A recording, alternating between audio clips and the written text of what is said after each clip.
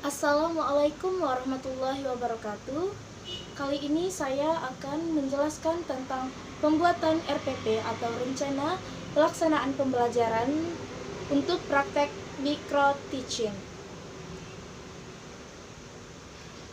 Pengertian RPP atau yang dikenal dengan Rencana Pelaksanaan Pembelajaran adalah rencana yang menggambarkan prosedur dan pengorganisasian pembelajaran untuk mencapai satu kompetensi dasar yang ditetapkan dalam standar isi dan dijabarkan di dalam silabus.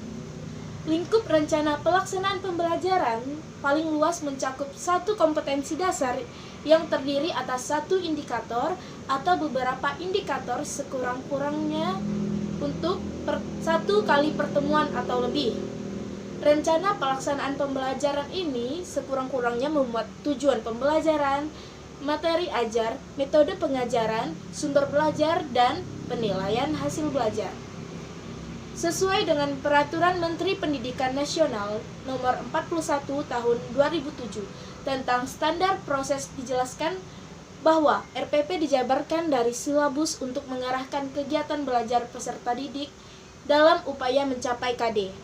Setiap guru pada satuan pendidikan berkewajiban untuk menyusun RPP secara lengkap dan sistematis agar pembelajaran berlangsung secara interaktif, inspiratif, menyenangkan, menantang, dan dapat memotivasi peserta didik untuk berpartisipasi secara aktif, serta memberikan ruang yang cukup bagi prakarsa, kreativitas, dan kemandirian sesuai dengan bakat, minat, dan perkembangan fisik serta psikologis peserta didik.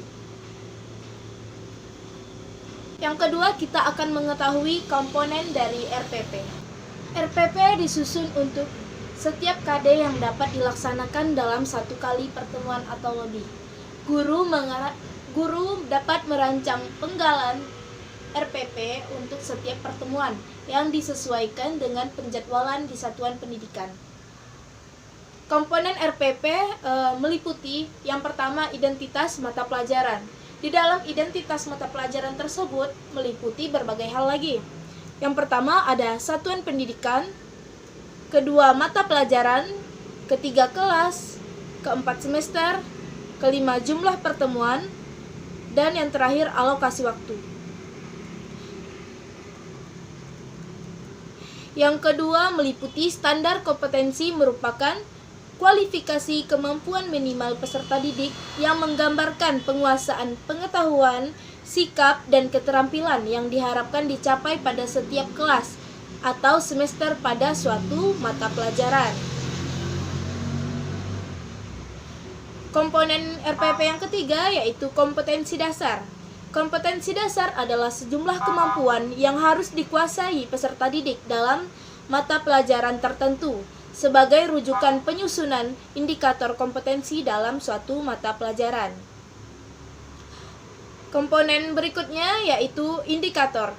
Indikator pencapaian kompetensi adalah perilaku yang dapat diukur atau diobservasi untuk menunjukkan ketercapaian kompetensi dasar tertentu yang menjadi acuan penilaian mata pelajaran. Indikator pencapaian kompetensi ini dirumuskan dengan menggunakan kata kerja operasional yang dapat diamati dan diukur, yang mencakup pengetahuan, sikap, dan keterampilan. Yang kelima, tujuan pembelajaran. Menggambarkan proses dan hasil belajar yang diharapkan dicapai oleh peserta didik sesuai dengan kompetensi dasar. Komponen yang keenam yaitu materi ajar. Materi ajar ini memuat fakta, konsep, prinsip, dan prosedur yang relevan dan ditulis dalam bentuk butir-butir yang sesuai dengan rumusan indikator pencapaian kompetensi. Komponen yang ketujuh yaitu sumber belajar. Penentuan sumber belajar pada standar kompetensi dan kompetensi dasar serta materi ajar, kegiatan pembelajaran, dan indikator pencapaian kompetensi. Yang kedelapan ada alokasi waktu. Alokasi waktu ini ditentukan sesuai dengan keperluan untuk pencapaian KD dan beban belajar.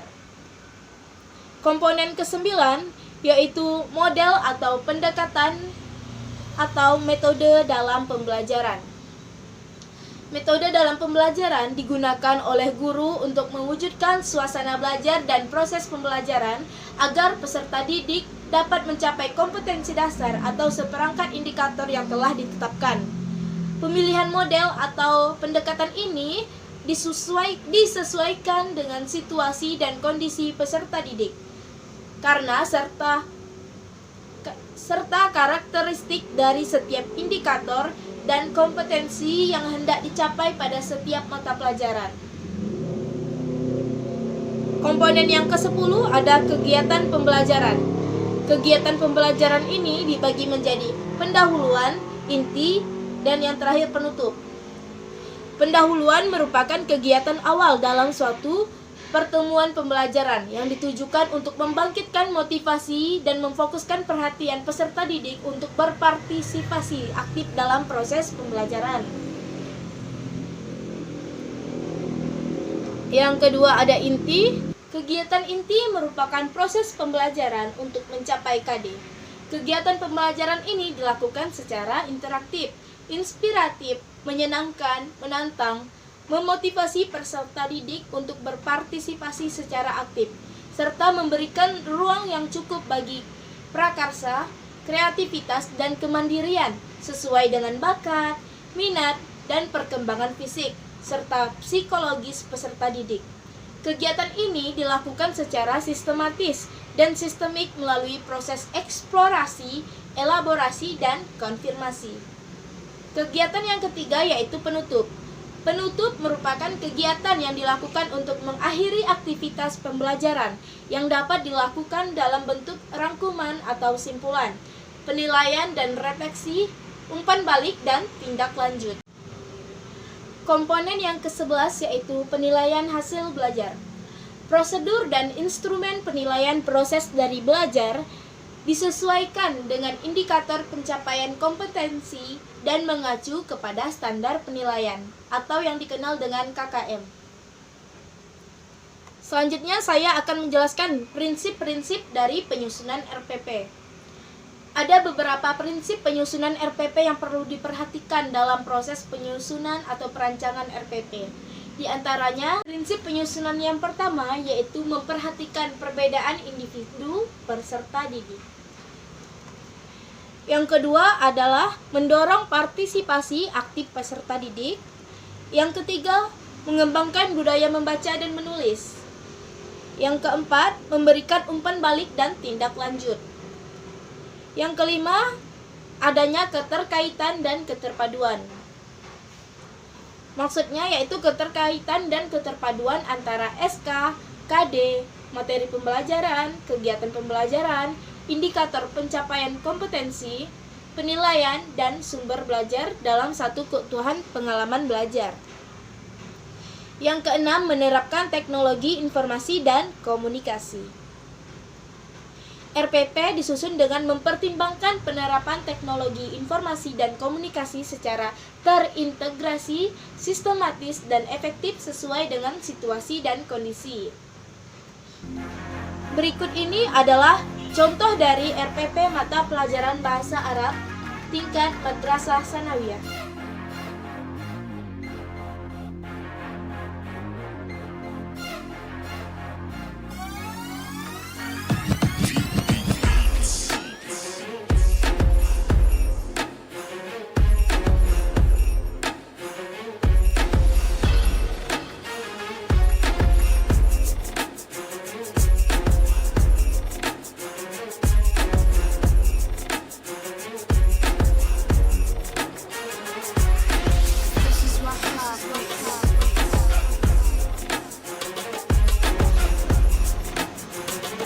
Sekian dari penjelasan saya.